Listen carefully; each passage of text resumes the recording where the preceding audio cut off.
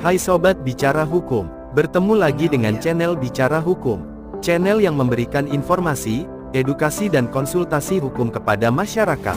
Karena di channel ini dunia hukum akan dilihat lebih dekat. Sebelumnya kami mengucapkan terima kasih bagi pemirsa yang telah mengunjungi channel YouTube kami. Berdasarkan pertanyaan yang masuk pada kami, maka pada kesempatan kali ini, kami akan membahas tentang penjelasan singkat restrukturisasi utang sebagai salah satu cara untuk menghindari kepailitan. Apabila suatu perusahaan mengalami kegagalan dalam menjalankan kegiatan usahanya sehingga mengalami kebangkrutan, pada akhirnya perusahaan tersebut dapat dinyatakan pailit. Suatu perusahaan yang pailit, bukan saja akan merugikan masyarakat karena perusahaan tersebut tidak lagi berproduksi, melainkan juga karyawan perusahaan terancam di PHK.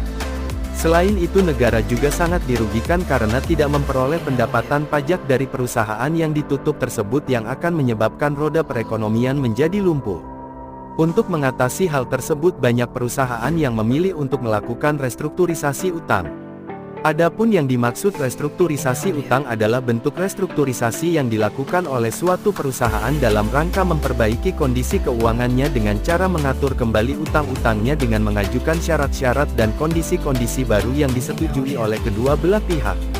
Restrukturisasi utang perusahaan dapat juga diartikan sebagai suatu bentuk penjadwalan kembali utang, seperti yang telah diperjanjikan dalam suatu perjanjian yang telah disepakati baik oleh debitur dan para krediturnya.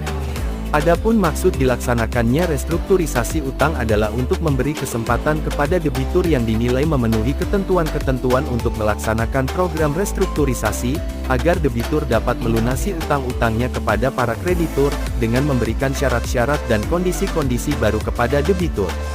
Restrukturisasi utang dapat dilakukan di pengadilan, atau dilakukan di luar pengadilan, seperti yang dilakukan oleh Badan Penyihatan Perbankan Nasional (BPPN).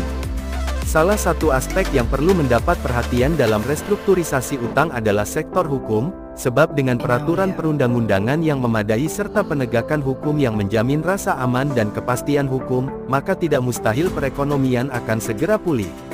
Di mana dalam Undang-Undang Nomor 4 Tahun 1998 tentang kepailitan telah diatur tentang penundaan kewajiban pembayaran utang (PKPU) sebagai salah satu cara restrukturisasi utang, namun tidak mengatur secara detail dan tegas mengenai restrukturisasi utang selain PKPU tersebut.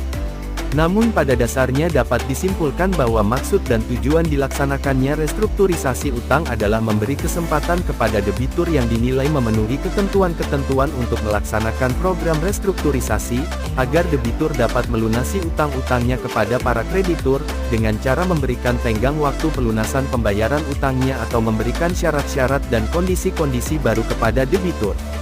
Demikian guys pembahasan kami kali ini. Semoga bermanfaat. Jangan lupa untuk mensubscribe channel YouTube kami dan menyalakan tanda loncengnya. Karena pada video berikutnya, kami masih akan membahas konten-konten hukum yang menarik lainnya. Jika ada tanggapan atau ingin berbagi pendapat menyangkut konten saat ini bahkan ada persoalan hukum yang ingin ditanyakan, silakan dimasukkan dalam kolom komentar. Kami akan berupaya menanggapinya dan memberi